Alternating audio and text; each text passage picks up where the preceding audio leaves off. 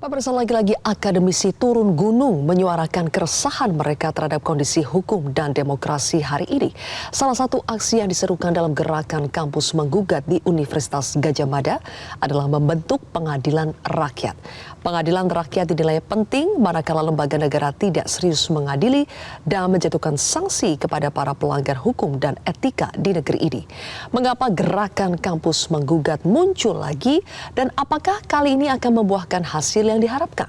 Kami akan membahasnya bersama dengan Ketua Departemen Ilmu Ekonomi Fakultas Ekonomi dan Bisnis UGM, Pak Rimawan Pradiptyo, serta Wakil Ketua Umum PAN, Viva Yoga Mauladi. Selamat malam, Mas Viva. Pak Rimawan. Selamat malam. Selamat malam. Oke, baik. Pak Rimawan, kami perlu mengetahui dulu nih apa sebetulnya latar belakang dari gerakan kampus menggugat yang dimunculkan lagi oleh UGM. Kemarin juga ada wakil rektor dan sejumlah guru besar dari UGM sampai harus turun gunung. Apa latar belakangnya, Pak? Terima kasih. Kembali sebenarnya ini adalah seperti kami jelaskan, ini adalah gerakan moral. Jadi gerakan moral dari para akademisi yang kami prihatin ya dengan situasi yang terjadi, baik itu perburukan di level kelembagaan formal sejak 5 tahun yang lalu ditandai dengan revisi undang-undang KPK pada saat itu, dan terjadi demikian cepat, hanya 2 minggu 3 minggu kalau nggak salah. Dan sekarang kita bisa melihat hasilnya KPK seperti apa. Dan yang kemudian yang lebih menarik lagi, itu yang lebih menjadi prihatin lagi, itu adalah masalah kelembagaan informal, yaitu adalah masalah pelanggaran etika, norma, dan lain sebagainya. Ini yang concern kami, karena dalam berbangsa dan bernegara perlu dilihat bahwa tidak ada negara yang akan menjadi negara yang makmur kalau kemudian aspek kelembagaannya lemah, baik itu kelembagaan formal ataupun informal. Dan ini riset di bidang ekonomi sudah banyak menjelaskan terkait dengan hal ini, dan itu sebenarnya yang mendasari, salah satunya adalah yang mendasari rekan-rekan untuk bergerak kembali untuk mengingatkan kepada para elit, terutama para elit politik. Yang kami bisa lakukan adalah gerakan moral, karena itu adalah ranah kami, bidang kami, dan di mana kami harus menyuarakan kebenaran adalah kebenaran. Baik. Mungkin itu. Oke. Pak Rimawan, gerakan seperti ini kan sudah pernah dilakukan sebelum pemilu ya Pak, dan sekarang dilakukan lagi pasca pemilu. Kalau dilihat dari hasilnya ketika sebelum pemilu itu dilakukan gerakan semacam ini, ternyata kan tidak terlalu ada perubahan yang bisa kita lihat dari bagaimana cara berdemokrasi kita hari ini. Bahkan dugaan-dugaan kecurangan pemilu malahan semakin banyak terdengar. Jadi apa sebetulnya ekspektasi dari memunculkan lagi gerakan serupa? Apakah masih yakin, optimistis bahwa gerakan ini bisa didengar oleh kekuasaan, oleh pemerintah? Harus dilihat dari perspektif yang lebih luas ya, Mbak. Jadi begini, kami akademisi ini mengemban amanah konstitusi. 2 amanah konstitusi yang berat. Yang pertama itu adalah mencerdaskan kehidupan bangsa, dan yang kedua itu adalah membangun peradaban. Pertanyaannya adalah, peradaban seperti apa yang ingin kita wariskan kepada anak cucu kita? Jadi pertanyaannya bukan masalah berhasil atau tidak berhasil, tetapi kemudian pertanyaannya adalah apa yang sudah kita lakukan. Kalau kami mendiamkan semua ini, maka yang terjadi adalah seolah-olah semuanya itu benar. Nah, ini akan menjadi masalah karena posisi kami adalah kami harus menyuarakan apa yang sesuai dengan teori ataupun juga sesuai dengan hasil riset yang kami lakukan, ya. Apa yang kami dalami dari sisi ilmu pengetahuan. Nah, sehingga dari pola ini bisa dilihat dari berbagai perspektif, bisa dilihat dari ilmu hukum, bisa dilihat dari ilmu ekonomi, bisa dilihat dari sosiologi, bahkan Prof. Kuncoro itu melihat dari sisi psikologi misalkan. Nah, ini yang menarik untuk kemudian melihat, kami jelaskan kepada masyarakat di mana sih posisi kita, gitu. Pertanyaannya adalah, apa benar ini yang ingin kita, hal-hal seperti ini, pelanggaran seperti ini yang ingin kita wariskan kepada generasi ke depan. Dan kami melihat siapapun presidennya nanti, baik yang 2004-2009 ataupun juga selanjutnya, itu menghadapi masalah yang sangat berat, yaitu adalah beban untuk mengembalikan aspek kelembagaan ini ke rel semula. Karena tadi seperti kami katakan tadi ya, tidak ada satu negara menjadi negara maju kalau sistem kelembagaannya itu compang-camping, baik itu kelembagaan formal maupun informal. Baik, oke.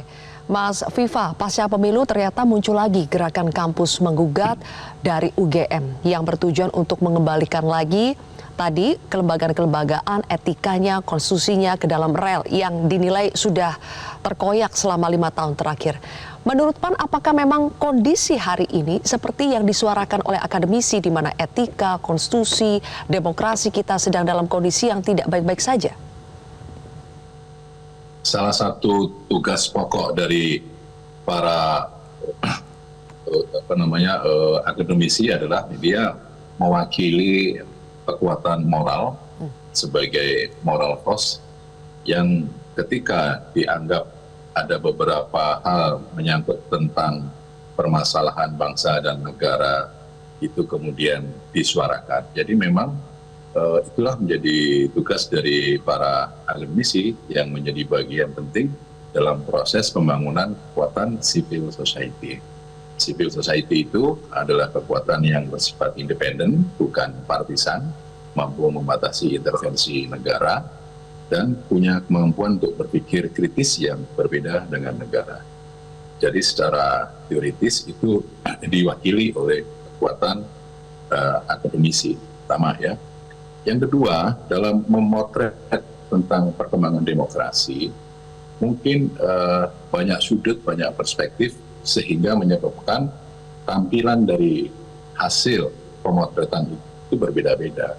Kalau kami sebagai partai politik melihat bahwa perkembangan demokrasi ini dalam proses menuju pada pelembagaan politik. Ya, jadi ada yang namanya pemilu 5 tahun sekali. Ada penegakan HAM, kebebasan berpendapat, berserikat, berkumpul, menyatakan pendapat secara lisan, bebas berorganisasi, bebas berdemonstrasi. Jadi ukuran-ukuran sebagai prinsip dasar dalam berdemokrasi itu menjadi kekuatan dalam proses pelembagaan demokrasi. Kalau kemudian dianggap bahwa adanya pelembagaan negara yang tidak berjalan atau disfungsional, ya ditunjuk saja mana, karena kita ini berbangsa, bernegara, berdasarkan kepada peraturan perundang-undangan. Di dalam membuat undang-undang yang itu hasil produk politik persetujuan antara pemerintah dengan seluruh partai politik yang ada di DPR, itu tentu juga ada naskah akademik. Naskah akademik itu adalah pandangan filosofis, pandangan sosiologis, dan lain sebagainya. Itu dijadikan pada pasal per pasal dalam bentuk perundang-undangan. Jadi kami melaksanakan undang-undang. Gitu. Jadi kalau kemudian dianggap ada problematik soal pelembagaan demokrasi, tentunya hari ini demokrasi memang perlu penyempurnaan, perlu. Gitu. Tetapi dalam hal proses untuk menuju pada pelembagaan sesuai dengan koridor yang ada, kita melihat banyak perspektif untuk melihat itu. Berarti Mas Viva, kalau melihat kondisi hari ini seperti yang Anda sampaikan tadi, apakah perlu sampai dimunculkan adanya pengadilan rakyat? Nah, itu kan merupakan kebebasan berekspresi dari masyarakat, dari akademisi untuk melakukan pengadilan rakyat. Ya silakan aja bikin pengadilan rakyat, siapa hakimnya, terus siapa yang jadi oknumnya, gitu silahkan. Jadi bahasa-bahasa pengadilan rakyat ini kan bahasa-bahasa yang untuk menyuarakan tentang semangat heroik, semangat perjuangan. Gitu. Tetapi kalau kemudian memakai pengadilan rakyat itu kan sama dengan menunjukkan tidak adanya kepercayaan terhadap lembaga-lembaga negara yang ada. Kan itu sama dengan begitu, ya kan? Nah, apakah kemudian pengadilan rakyat itu hakimnya siapa? Baik, oke. Sempat tercetus ya kemarin pada saat menggelar acara di UGM itu ada gagasan untuk membentuk pengadilan rakyat ini, Pak Rimawan. Apa sebetulnya maksudnya dan siapa sih yang harus diadili dalam pengadilan rakyat ini? Nah, begini, saya harus menjawab ini karena kapasitas saya itu adalah saya adalah ekonom, saya bukan ahli hukum ya.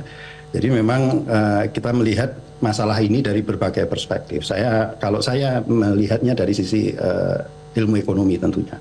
Nah, kalau dikaitkan dengan masalah pengadilan rakyat dan lain sebagainya. Ini sebenarnya ada hal yang ada pesan yang di balik itu sebenarnya dari rekan-rekan, yaitu adalah jangan sampai itu terjadi, ya, jangan sampai itu terjadi. Artinya adalah sektor formal ini, jalur-jalur formal ini loh yang seharusnya harus dikembangkan ini. Nah ini yang tentunya ini di sini ada Pak Viva ini yang dari PAN, ini tentunya dari partai politik ini yang seharusnya kemudian lebih berperan di dalam menjalankan tugas-tugas beliau gitu. Nah kalau kemudian nanti dikaitkan dengan kami tidak ingin masalah itu masuk ke informal seperti itu, pendekatan di jalanan, parlemen jalanan dan lain sebagainya. Itu sebenarnya hal yang tidak diinginkan. Karena tidak sebaiknya itu jalur-jalur formal lah yang digunakan, karena itu akan lebih tertata, lebih dari sisi mitigasi risiko itu lebih mudah dilakukan. Tetapi kalau kita lihat apa yang dikatakan oleh Mas Zainal Arifin Mochtar, itu adalah beliau mengatakan kalau ini tidak bisa diselesaikan secara dari sisi kelembagaan formal, ada kemungkinan itu masuk ke informal. Tapi untuk detail terkait dengan masalah bagaimana proses di pengadilan rakyat dan lain sebagainya, jujur saja saya tidak tahu. Saya bukan ahli hukum. Oke. Tapi yang jelas Pak Rimawan, mungkin Anda juga sudah mendengar bahwa gerakan semacam ini juga akan diikuti oleh kampus-kampus lainnya. Kami dapat informasi UI juga besok kurang lebih akan menggelar gerakan yang serupa. Apakah memang dari UGM ingin bahwa gerakan ini tidak berhenti hanya di UGM tapi juga bisa diikuti oleh kampus-kampus lain yang punya semangat yang sama? Bagi kami adalah kami bersuara saja, ya, apa yang bisa kami suarakan kami suarakan. Kalau kemudian itu rekan-rekan akademisi lain kemudian mengikuti dan lain sebagainya, ya monggo-monggo saja. Ini ya, artinya ini adalah kewajiban moral kami, ya. Artinya kewajiban moral. Bagaimana kami memenuhi kewajiban moral itu? Dasarnya adalah tadi konstitusi, gitu. Baik, kalau begitu. Terima kasih Pak Rimawan Pradiptyo dan juga Mas Viva Yoga. Terima kasih sudah hadir berbagi bersama kami di Prime Time News hari ini. Jelajahi cara baru mendapatkan informasi. Download Metro TV Extend sekarang.